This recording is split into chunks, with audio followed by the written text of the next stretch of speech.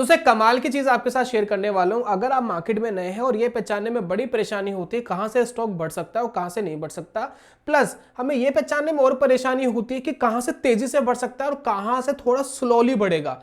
अगर इस चीज की कंफर्मेशन आपको चाहिए तो आज की वीडियो में कमाल की ट्रिक यानी ब्रेकआउट प्रॉपर्ली प्राइस एक्शन, जिसमें कोई डिले होता नहीं है, बिल्कुल एक्यूरेट टाइम पर आप ट्रेडिंग अपॉर्चुनिटी ढूंढते हो, स्टॉप लॉसेस लेते हो, टारगेट्स लेते हो, तो वो दोस्तों आपके साथ में शेयर करने वाला हूं। और कुछ मार्केट के अंदर जो साइकोलॉजी होती है जिस वजह से हम मार्केट में कई बार लॉसेस करते हैं, तो वो चीज भी दोस्तों आज की वीडियो में एक्सप्लेन करूंगा। तो चलिए शुरू करते हैं और जानते हैं कि किस तरीके से आप ब्रेकआउट्स यानी प्योर प्राइस एक्शन से बढ़िया ट्रेडिंग अपॉर्चुनिटी मार्केट में ढूंढ सकते हैं।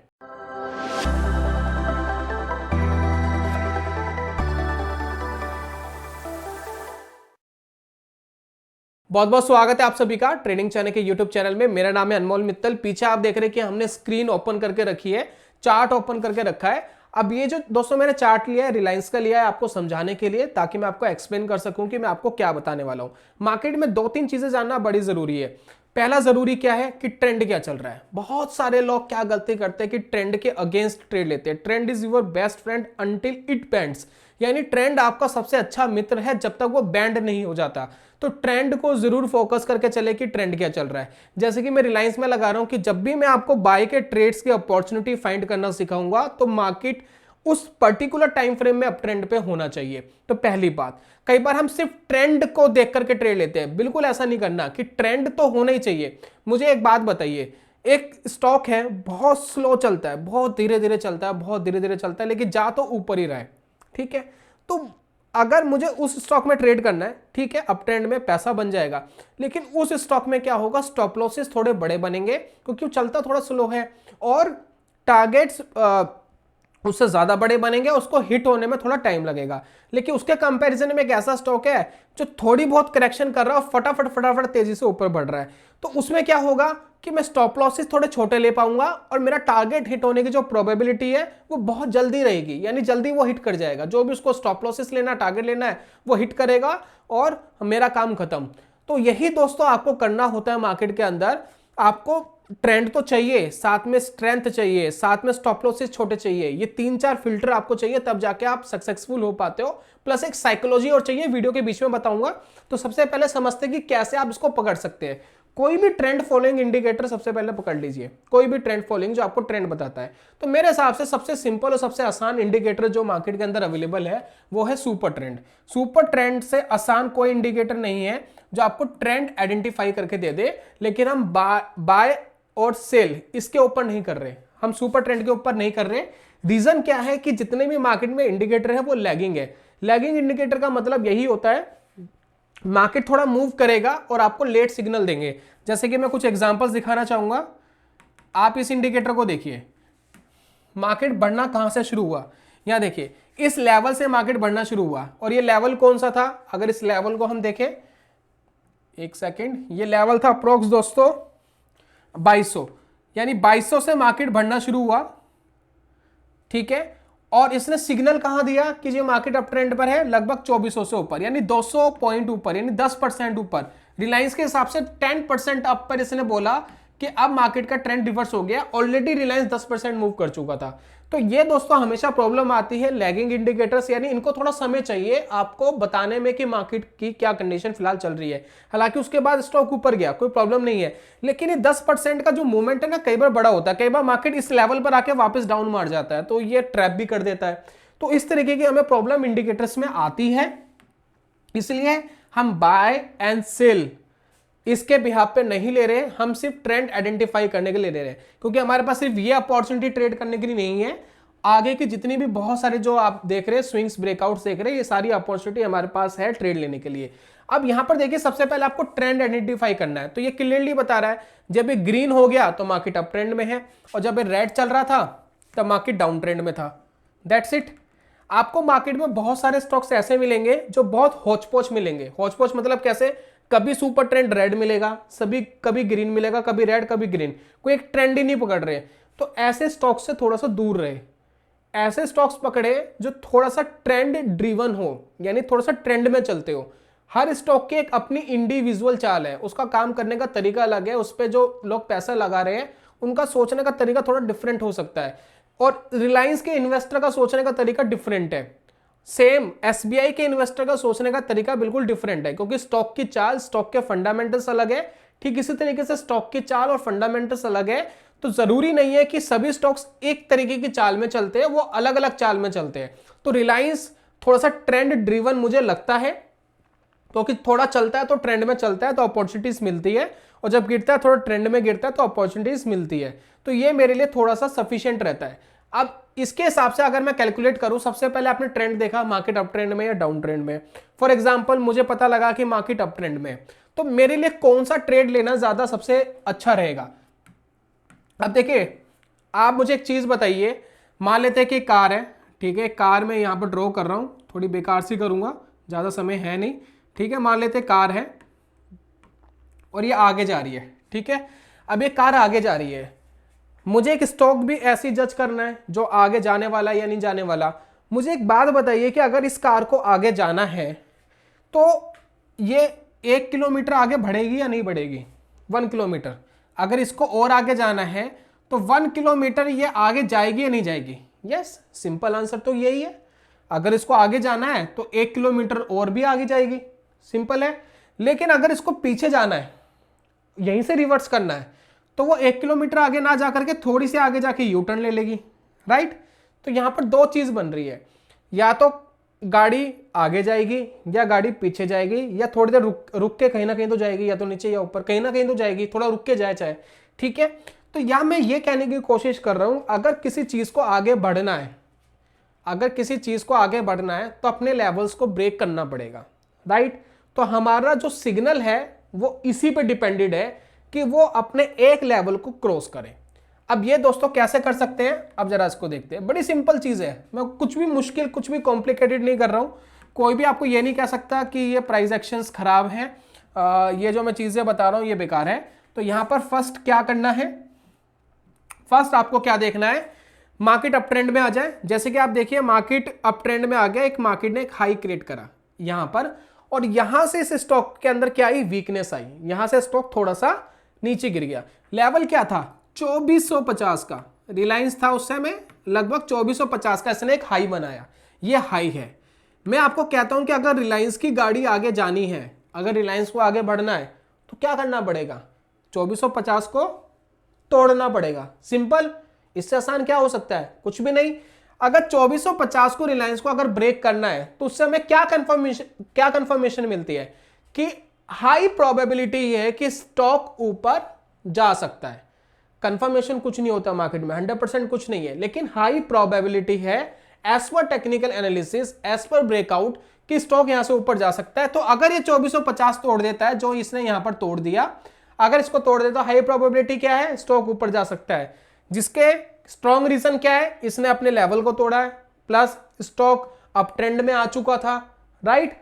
और यहां पर जो भी इसने लो बनाया है, इसको तोड़ने से लेकर जो भी बीच का लो है, जो भी ये लो पॉइंट है, ये जो लो पॉइंट है, ये आपके लिए क्या रहेगा, best stop loss, best stop loss. बस सिंपल चीज। अब इससे आसान क्या है, कुछ भी नहीं है। अगर मार्केट इसका हाई ब्रेक करता है, जो बीच का जो नीचे का लेवल है वो बेस्ट स्टॉप लॉस है। क्यों, क्योंकि इसका हाई ब्रेक करने तक मार्केट को इस लेवल से, जो भी इसने लो बनाया होगा, यहां से नीचे जाने में तकलीफ हुई थी। अगर यहां से नीचे जाने में इसको तकलीफ हुई थी तो कहीं ना कहीं यहां पर बायर सोच रहे हैं कि एक बेस्ट पॉइंट है इसको उठाने का, और यहां से इसको ऊपर खींचेंगे, राइट। अब यहां पर जो भी आपका लॉस बना, मान लेते हैं कि यहां पर आपका रिस्क है लगभग 100 रुपीज, मान लेते हैं 100 रुपीज के आसपास का आपका इसमें रिस्क है, तो इसके अगेंस्ट पे आप 2 गुना 1.5 गुना जो भी आप चाहे अपना टारगेट रख सकते हैं। लेकिन मेरा जितना एक्सपीरियंस है, जितना दोस्तों मेरा एक्सपीरियंस है, मैं हमेशा बड़े टारगेट प्लान्स करना पसंद करता हूं, क्योंकि मैंने एज्यूम करा है कि अगर मैं किसी 10 स्टॉक्स को बड़े ब्रेकआउट्स पे ले रहा हूं तो उसमें से 2 स्टॉक, 1 से 2 स्टॉक तो बहुत जबरदस्त परफॉर्म करते हैं, यानी वो ऐसा परफॉर्म करेंगे 50% ऊपर चले जाएंगे, 80%, डबल भी हो जाते हैं। लेकिन 3 या 4 स्टॉक 10 में से ऐसे हैं जो थोड़ा परफॉर्म करते हैं, वो 20%, 25%, 40% पे रह जाते हैं, और 3-4 जो स्टॉक है वो परफॉर्म नहीं करते। तो यहां पर मैंने एज्यूम ये करा है कि अगर एक स्टॉक भी आपको ऐसा मिल जाए जो बहुत जबरदस्त ऊपर भाग जाए, तो आपको हमेशा प्लान करना चाहिए कि अपने स्टॉप लॉस को ट्रेल करते रहे, ट्रेल करते रहे, ट्रेल करते रहे और एक बड़ा पैसा गेन करने की कोशिश करें। अगर 10 ट्रेड आप लेंगे, 10 में से एक स्टॉक ऐसा होगा जो जबरदस्त परफॉर्म करेगा, बहुत तेजी से ऊपर जाएगा। आप लेने गए थे 2 गुना, यानी रिस्क के कंपैरिजन में आपको मिल जाएगा 10 गुना, यानी 100 रुपए के कंपैरिजन में हो सकता है 500 मिल जाए, 1000 मिल जाए। बात समझ रहे हैं?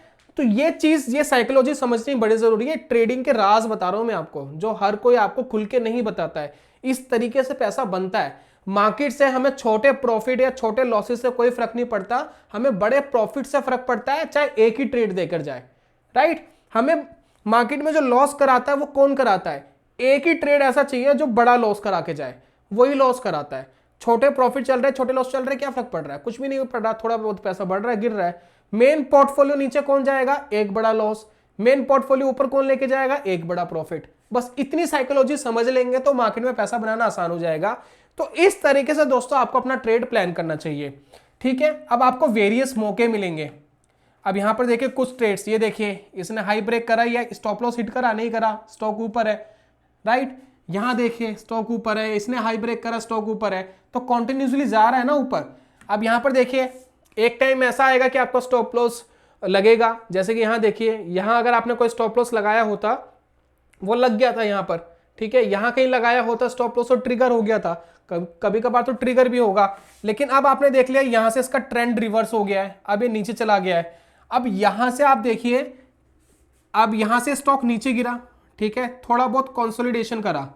इन किसी भी लेवल पर शॉर्ट करना सही नहीं है जब तक ये लो ना तोड़ दे।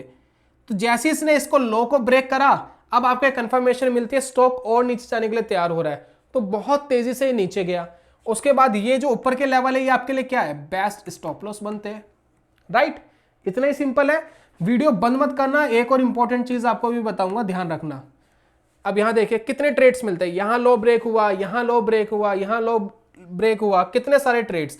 आपने देखा कि आपने 5-6 ट्रेड लिए, उनमें से 1 या 2 गलत जा रहे हैं, लगभग 60% ट्रेड आपके ठीक जा रहे हैं। अब इसी तरीके से आप यहां देखिए, ट्रेंड फिर रिवर्स हो गया, फिर देखिए ब्रेक करता गया और अब देखिए कहां पहुंच गया। राइट? तो ये दोस्तों होती है ट्रिक, जिससे आप पहचान सकते हैं ब्रेकआउट आना, यानी स्टॉक कह रहा है कि मैं ऊपर जाना और चाहता हूं। राइट? एक करेक्शन के बाद जाना एक हाई कंफर्मेशन देता है, करेक्शन के बाद ऊपर जाना, सीधा ऊपर जाना ये ट्रेड लेने का सही तरीका नहीं है। करेक्शन के बाद थोड़ा करेक्शन कर जाए, वो एक रेलिवेंट पॉइंट है। अब दोस्तों मैं बताने वाला हूं बहुत ही फैंटास्टिक ट्रेड जो आप मार्केट से पकड़ सकते हैं, किस तरीके से, प्राइस एक्शन से कैसे। अभी हमने बात करी जैसे कि ये इसको ब्रेक कर रहा है, तो ये आपके लिए बेस्ट ट्रेड है। ठीक है, ट्रेड ठीक है, ट्रेड में कोई प्रॉब्लम नहीं है, आप इस तरीके के ट्रेड ले भी सकते हो, प्रॉब्लम नहीं है। ये आपका स्टॉप लॉस है, ये बना, लेकिन अगर आप ध्यान दोगे स्टॉप लॉस बहुत बड़ा है, आप देख रहे हो 6-7% का स्टॉप लॉस है। तो मुझे इस ब्रेकआउट को, अगर मुझे थोड़ी सी अपनी ट्रेडिंग को और फाइन करना है, तो मैं इस ट्रेड को इग्नोर कर सकता हूं। मुझे कौन से ट्रेड चाहिए? मेरे लिए दोस्तों बेस्ट ट्रेड होगा ये वाला। ये वाला ट्रेड मेरे लिए बेस्ट क्यों होगा? क्योंकि मार्केट नीचे गिरा, बहुत ज्यादा होल्ड नहीं करा ऊपर और सडनली नीचे चला गया। अगर आप इसको देखेंगे, ये वाला स्टॉप लॉस देखेंगे, तो मैं अगर इसको कैलकुलेट करने की कोशिश करूं तो ये 100 रुपीज का एसएल है, और मैं इसको कैलकुलेट करूं तो ये लगभग 60 रुपीज का एसएल है, 60 रुपीज का एसएल। तो कहने का मतलब यह है कि जब मार्केट पुलबैक मार के जो करेक्शन दे रहा है, वो पुलबैक अगर छोटा है तो वो बहुत बढ़िया ट्रेड है, वो फैंटास्टिक ट्रेड है। क्योंकि ऐसा ट्रेड मार्केट में प्रॉफिट्स जल्दी देगा, क्योंकि अगर आपका स्टॉप लॉस ही छोटा बनेगा, भाई 100 की जगह 60 रुपए बनेगा, तो आप जल्दी प्रॉफिट्स में आओगे और आपके comparison risk and reward ratio आपके काफी ज्यादा फेवरेबल रहेगा। तो मैं आपको क्या कहने की कोशिश कर रहा हूं, जैसे कि ये वाला ट्रेड देखिए, एसएल देखिए इसका कितना छोटा है, 30-40 रुपए का। ये वाला ट्रेड देखिए, एसएल बहुत छोटा है, बेशक लग जाए, हिट हो जाए, कोई बात नहीं, लेकिन मैं समझाने की कोशिश कर रहा हूं। ठीक इसी तरीके से जो हमने पीछे आपको दिखाए थे स्विंग्स, यहां पर देखिए कुछ ट्रेड्स आपको दिख रहे होंगे जिसमें आपको स्टॉप लॉसेस पुलबैक काफी छोटे हैं।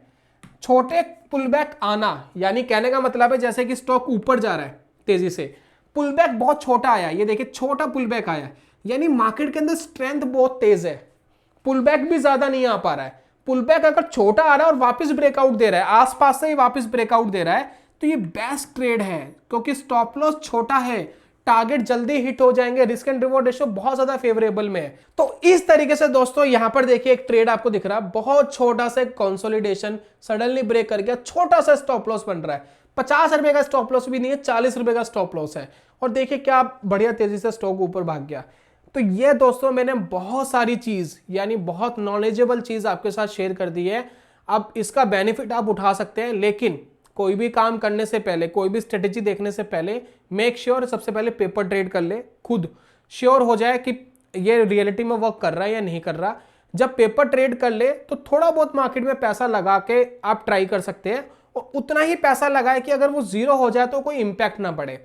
कोई मार्जिन ट्रेड नहीं करना, कैश मार्केट में रियल पैसा लगा करके टोटल 100% अपनी डिलीवरी लेकर के आप वर्क करिए, ताकि आपको ये डर ना लगे कि मार्केट थोड़ा सा नीचे गया तो मेरा सारा पैसा उड़ जाएगा।